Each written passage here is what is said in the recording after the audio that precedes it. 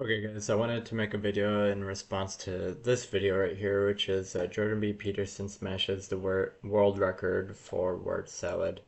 Um, I should probably, um, Jordan Peterson gets a lot of critique for word salad. Uh, People are pretty much saying, oh, he's not really saying anything, he's just trying to sound smart. Um, so I wanted to get into this video and try to break it down and give you guys my interpretation of the content of this clip here. And this clip is not the full talk, or there's context around it and stuff, but I think we can just start off with this clip and um, do a video about what he says in this snippet. Man, this is really a complicated problem. I don't know if I can answer this. Okay, let's try this.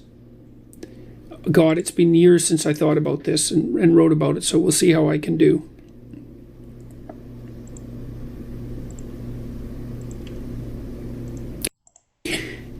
You could think about this from a perspective of Piagetian constructivism. So imagine that what you confront fundamentally in the world is what is unknowable. And what is unknowable has an intrinsic meaning. It's both frightening and compelling simultaneously. It activates predator detection systems that protect you in the way that a prey animal is protected by freezing and withdrawal and that sort of thing, but it also makes you curious. So that which you do not understand, which is something that you can conceptualize as that which has not yet been made habitable world, has an intrinsic meaning. Now the question is whether the fundamental stuff of the world is that meaningful unknown or something material. You can make the case that what we recognize as material is actually a pragmatic reconceptualization of the meaning, of the ambivalent meaning of the unknowable. Now, I know that's hard. That's a hard concept, but imagine, you see, it depends on whether or not you believe that our descriptions of material reality are the superordinate descriptions of reality, or whether our conceptualization of material is actually a form of pragmatic tool use that's oriented towards our survival. And this is not an easy thing to sort out. It's something that I did try to sort out to some degree with Sam. Do we have an objective description of reality, and is reality something that can be objectively described, or are we using a technology that produces so-called objective representations to facilitate our tool use? It's a hard question, right? Because obviously our advanced technology, which we use in a tool-like fashion, is a consequence of our materialist science, which begs the question, is the fundamental purpose of the science descriptive or pragmatic? Now, I tend to think it's pragmatic, because I think our fundamental problem is a problem of survival. So there's a way of looking at the world where the fundamental reality is the chaotic potential that gives rise to fear and curiosity. And that's how your nervous system responds, by the way. And see, that's interesting to me, because I would say, well, it's a truism of evolutionary biology that what your nervous system is adapted to, what you're adapted to as a consequence of your 3.5 billion years of evolution, is reality, and that there's no other real way of defining it. And so the way your brain construes reality is as if what you're confronting is an indeterminate, chaotic potential that first generates something like apprehension, fear, and curiosity secondarily. The apprehension to freeze you so that you don't get eaten or destroyed, and the curiosity to allow you to engage with what's unknown and to transform it into habitable territory, which in large part consists of tools. Now, the unus mundus that Pauli and Jung talked about seems to me to be associated with this idea of that chaotic potential. And I think that's related to the physicist Wheeler's proposition that the fundamental reality of the world is information rather than material. That material is a secondary, what would you call it? It's a secondary manifestation of information. And I think that what we confront in the world, see, I don't think we're driven by the past Sorry, it freezes. and or determined by the present. I think what we do is we apprehend the potential of the future, the chaotic potential of the future. And I think that that's associated with the tohu vabohu, which is the chaotic potential that God confronted with the Logos at the beginning of time in Genesis. I think the Genesis story is a reflection of that fundamental truth. And I think that that capability characterizes us. And so the unus mundus is the informational substrate that constitutes the world before it's divided into psyche, so that would be spirit, that would be human spirit and consciousness, and material. So there's something underneath that, and this is what Jung and Pauli were driving at in my understanding. There's something underneath that, which is the pre-division unity of reality. And that's something like the tohu vabohu, or the teom, which is etymologically cognate, by the way, with the word Tiamat. And Tiamat is the goddess that the Mesopotamian creator god Marduk confronted and cut into pieces and made the world from. So that's all outlined in Maps of Meaning, although not so much the unus mundus hypothesis. And I haven't thought about that for a while. I wrote about it, but these were in papers I never published because they were too damn complicated. And I tried to publish them a couple of times, but people didn't understand what I was talking about. Okay, so I want to just kind of talk about Peterson here for a sec, and just sort of talk about what this video is, what I gleaned from this video. And we can let's actually take a dive into some of the comments here, if you guys can read these. For those wondering if, there we go. For those wondering if Jordan was asked if he wanted cream and sugar with his coffee. So people are just, I guess, mocking him. You literally need a dictionary in front of you while pausing the video every 5 seconds to understand what the hell he's saying, only to realize he's not making any sense. What English sounds like to non-English speakers. If you can't explain it simply, you don't understand it well enough. I love how he closes his eyes and pauses as if he's in physical pain because of his enormous IQ. What a dork and a hack. It's actually kind of impressive how long he talks without making any fucking sense whatsoever. Okay, basically we can just, the comments just kind of keep going with that. So, all these people are just talking about how, it doesn't make any fucking sense. He sounds like an annoying pothead roommate in college. There's a lot more comments here that, riff off of that. And basically, like, I wanted to kind of explain what I gleaned from this video, just because it's to me, it's kind of like when you're in a college class or something, or in any class in school, and there's a lecture, and then some people after the fact are just left really confused, and it's like they're like, the teacher sucks or whatever, and then they have to talk to a tutor.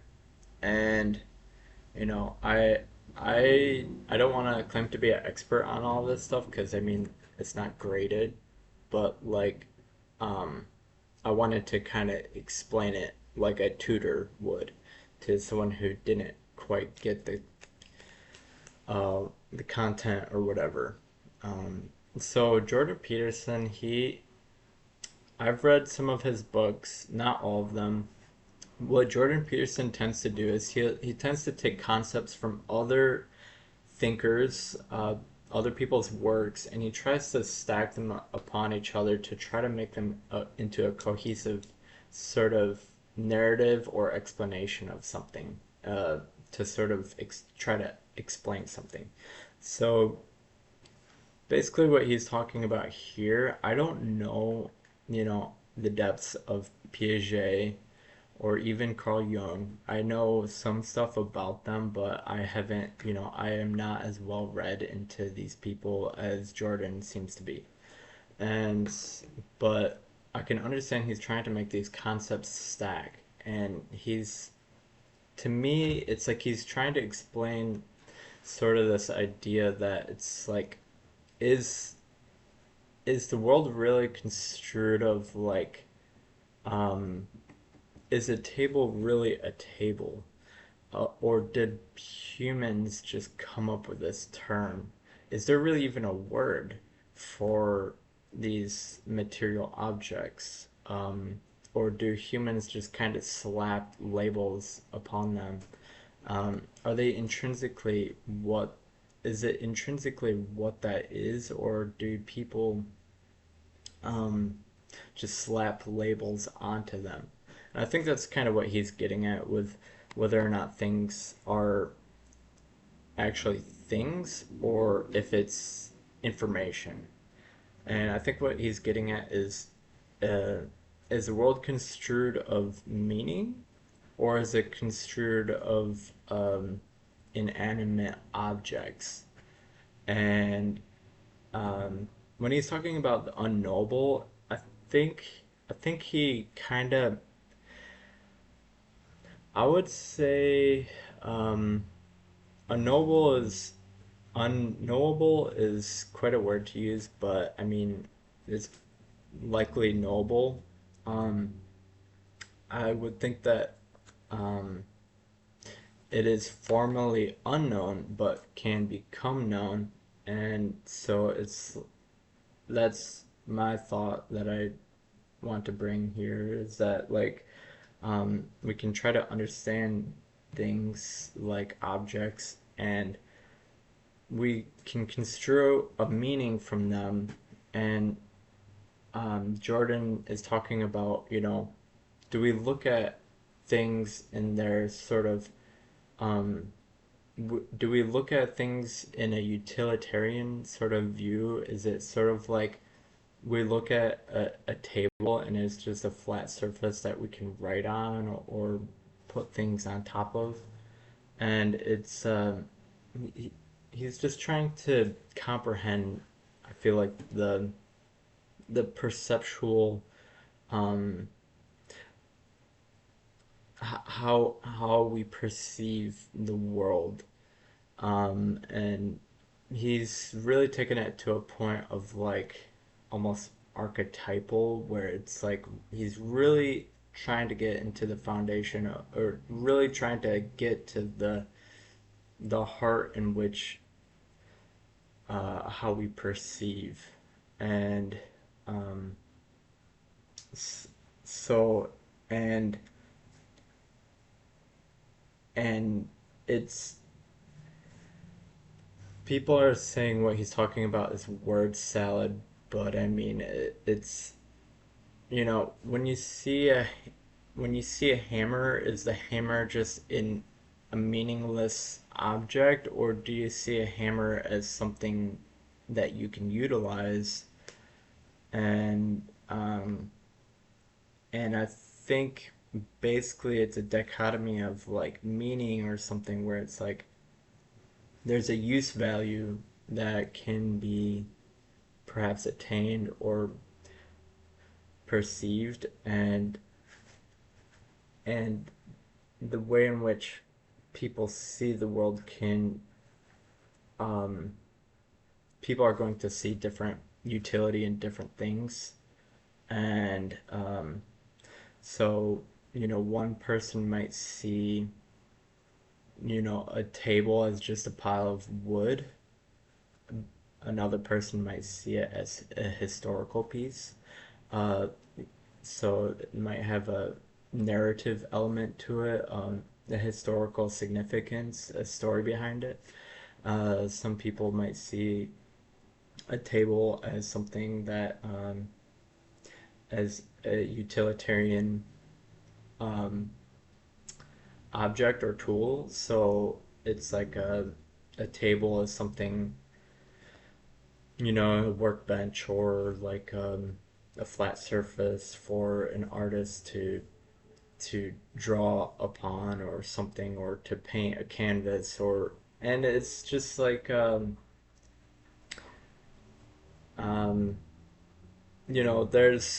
there's a really extensive, potentially endless way of perceiving things, and I think this is sort of what Jordan Peterson is trying to comprehend and articulate, and just kind of, I mean, the use value in these sort of lectures, what people call word salad, is like, I sense a lot of people get a lot of frustration from Jordan Peterson because they want to revolutionize their own lives. And I think Jordan here is like the use value in this sort of um, discussion is more so kind of like a foundational sort of like contemplation of maybe perception, and just kind of trying to flesh out some sort of map of like how in which kind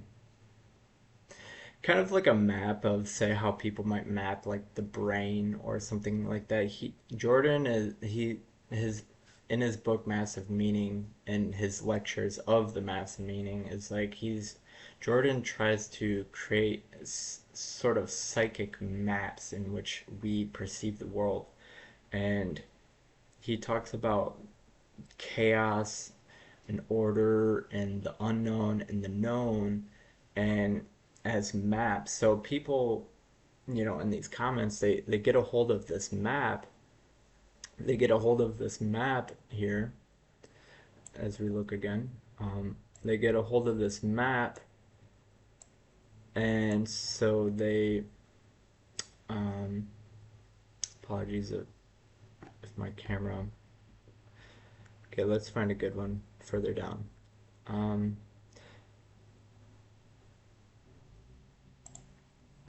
All he had to say is that human perception is not absolute, so our concepts of the world are incomplete. However, they are good enough to build civilizations and technological advances that improve our lives. What he's saying really isn't that deep, and I wish he would stop trying to sound more erudite than he really is. Um,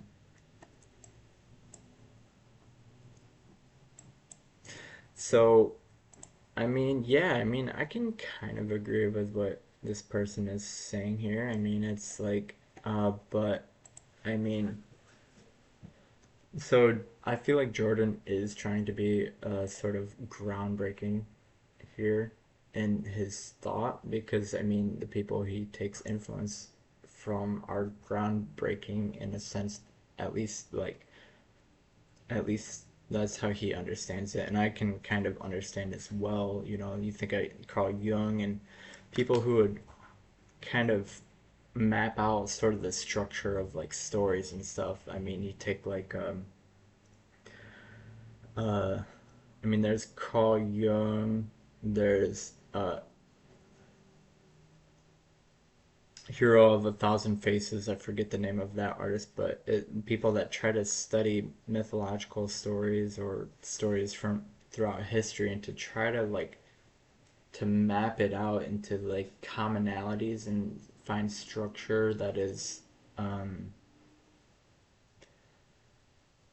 um, a relevant structure that is relevant across stories. So I mean, you learn this when you go into school, even in high school. It's like it's there's a mapping of sort of like, there's a preface, there's mapping, there's like a, there's the protagonist, the antagonist.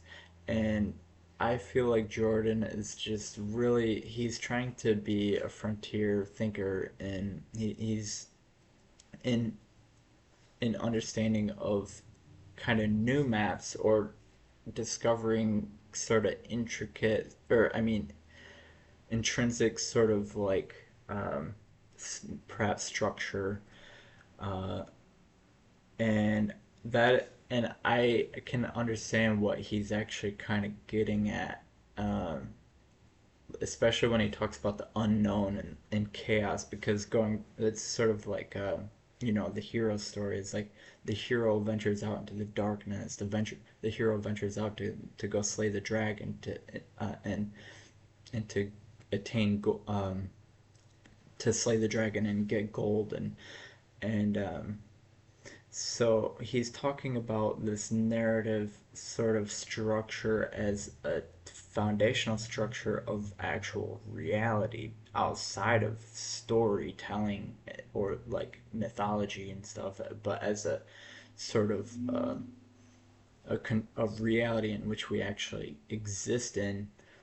And I think that, I think that's where Jordan is trying to bring this idea, is that we are living in a story, and that, people play out different characters, and that, have we can play a role, we can perhaps even choose our role, and we can choose to venture out into chaos, and, forthrightly, willingly, and, you know, try to look to orientate ourselves towards problems, to solve them, and to, work to solve problems. And I think people, they get really frustrated, I feel like, with a lot of this, but he is, to me, talking about something really foundational, and just kind of like, just building a map. And I think, if you can become literate in these ideas, and you can sort of begin to see, you can become literate, yeah, like just getting literate in these ideas. A lot of people, I feel like, they just kind of glance upon, they see Jordan, and he talks a lot, he gets people get confused, you may not understand everything right away, you may not, and so there's going to be holes in your, um, comprehension of what he's talking about. But that's not to say he's just talking about nothing. And I think a lot of people, they just sort of give up part of the way, and just are like, no, this guy is just a raving lunatic. He doesn't know what he's talking about. He's, uh, just word salad. But really, it's a word feast. He's talking about a fundamental axiomatic position in which we can take in our lives um, to sort of have to like orientate ourselves to solve problems, to sort of, um, to conquer chaos, or to like,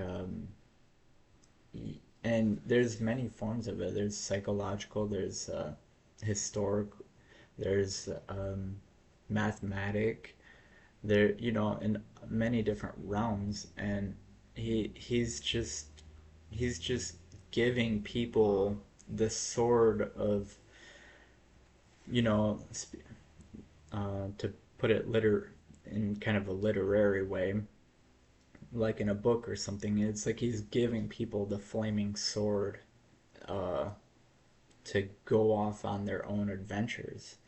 And, I've seen it in my own life, and it's been really, basically to, I really have made an effort to, to sort of face things that I may be afraid of. And it's a, it's sort of like it's a strange thing, but it's something we kind of all probably have some sort of intuition of. It's like, conquer your fears, and and so, it's there to set you, it's there, like what he's saying is there to set you off on your own journey, and to say, hey, this is a real thing here, where it's not just fluff, it's not word salad. It's like we all have a journey, and we can progress ourselves, we can, develop ourselves like a hero would in a story. Um, a hero might have like I don't want to say an arc, but sort of like you know, like you see movies, like you see, like I just got done watching Kill Bill, and it's like there's, in that story, she starts off from kind of a low place, where she's basically paralyzed. I don't want to spoil too much about the movie, but it's like she's paralyzed, pretty much. She couldn't move her legs, and so it's like she was in a coma for a really long time, and then um, she starts off at the bottom.